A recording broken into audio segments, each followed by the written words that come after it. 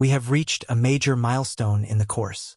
With the completion of this section, we will have officially covered 20% of the entire CCNA exam by finishing the first domain, Network Fundamentals.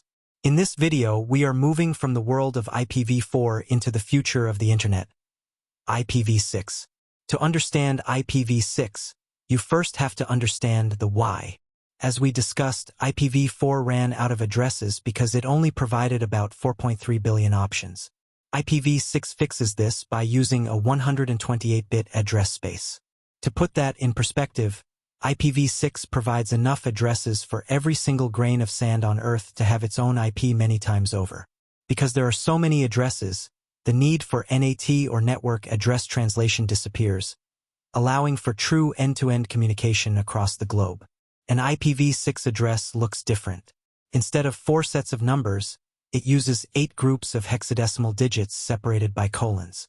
It is also split into 2 clear parts. The first 64 bits are known as the network prefix, which acts as the neighborhood identity. The final 64 bits are the interface ID, which is the unique identifier for the specific device. When you see a /64 at the end of an address, that is the prefix length, telling the router exactly where the network portion ends. For the CCNA exam, you must recognize 3 specific types of IPv6 addresses. First is the global unicast, which is your public internet address, typically starting with a 2 or a 3. Second is the unique local address, which functions like a private IP for internal networks and starts with the letters FD. Third is the link local address, which starts with FE80. Every IPv6 enabled interface creates a link local address automatically to communicate with other devices on the same physical link. I know that hexadecimal addresses can look intimidating at first, but the best way to master them is through hands-on practice. I highly recommend opening Cisco Packet Tracer and searching YouTube for an IPv6 static routing lab. Watching a tutorial is helpful, but actually typing the commands and seeing a successful ping between 2 IPv6 devices is what will make this knowledge stick. In this section, we are diving deep into Objective 1.9, which covers the different types of IPv6 addresses. Understanding these is vital because IPv6 doesn't work exactly like the IPv4 system we are used to. Specifically, there is no broadcast in IPv6. It has been replaced by more efficient methods. First, let's look at unicast addresses, which are used for one-to-one communication. There are 3 main types you must know for the exam. The global unicast is your public internet address. It is globally unique and routable across the internet, typically starting with the number 2 or 3. Next is the unique local address.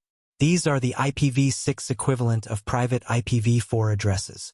They are used for communication within a specific site or organization and usually start with the prefix FD00. Finally, there is the link local address. Every IPv6 enabled interface must have one of these. They start with FE80 and are used only for communication on a single local link. They are never routed beyond your local network. Next is Objective 1.9b, Anycast. This is a unique one-to-nearest communication style. In an Anycast setup, multiple servers or devices are assigned the exact same IPv6 address. When a user sends a request to that address, the network routing protocol automatically sends the data to the nearest device in terms of routing distance. This is commonly used for services like DNS to ensure fast response times. Objective 1.9c covers multicast. This is one-to-many communication.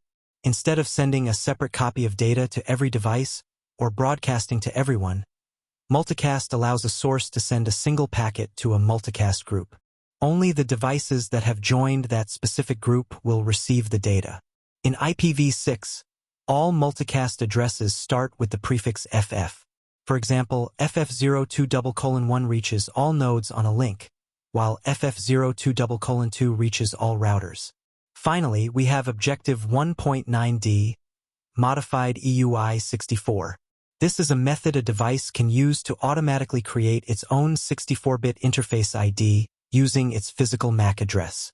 Since a MAC address is only 48 bits, the EUI-64 process takes the MAC address, splits it in half, and inserts the hex value FFFE in the middle to make it 64 bits.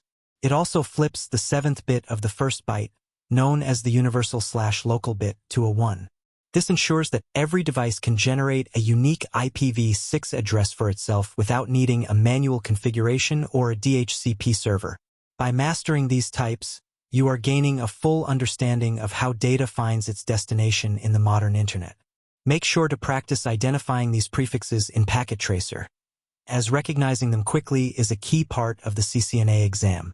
Objective 1.10 is a highly practical part of the CCNA. It focuses on verifying IP parameters for client OS, such as Windows, macOS, or Linux. In the real world, as a network admin, you won't always be looking at a Cisco router.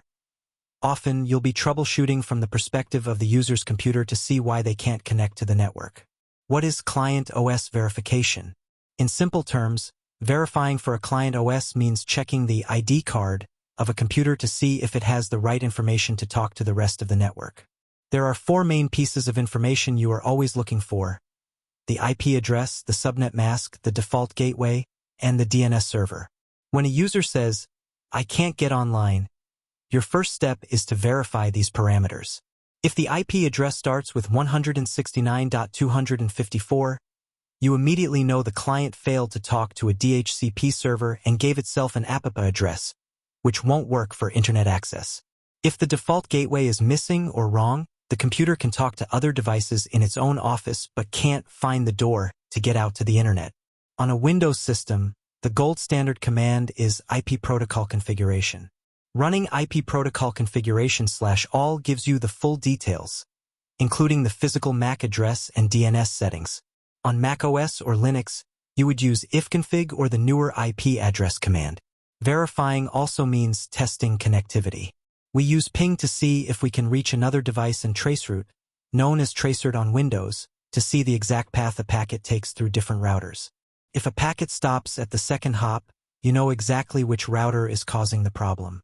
Mastering these simple commands on the client side will save you hours of unnecessary work on the server side. Practice plan: real system versus packet tracer. To truly master Objective 1.10, you should practice in 2 environments. 1. On your own machine, safe verification. Windows. Open the command prompt, CMD, and type IP protocol configuration/all. Locate your Ethernet or Wi-Fi adapter. Can you identify your default gateway? That is likely your home router's IP. Connectivity test.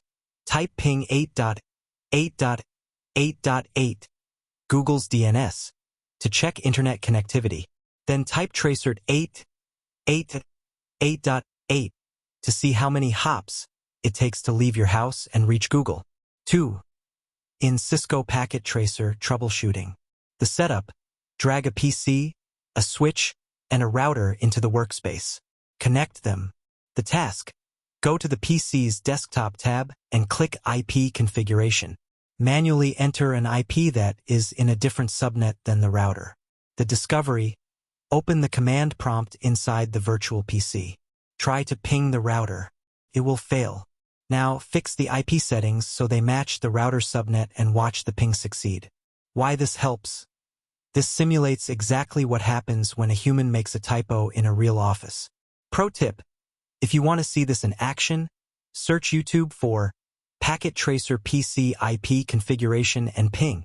Seeing the green lights turn on and the reply received message is the best way to confirm you've mastered this objective.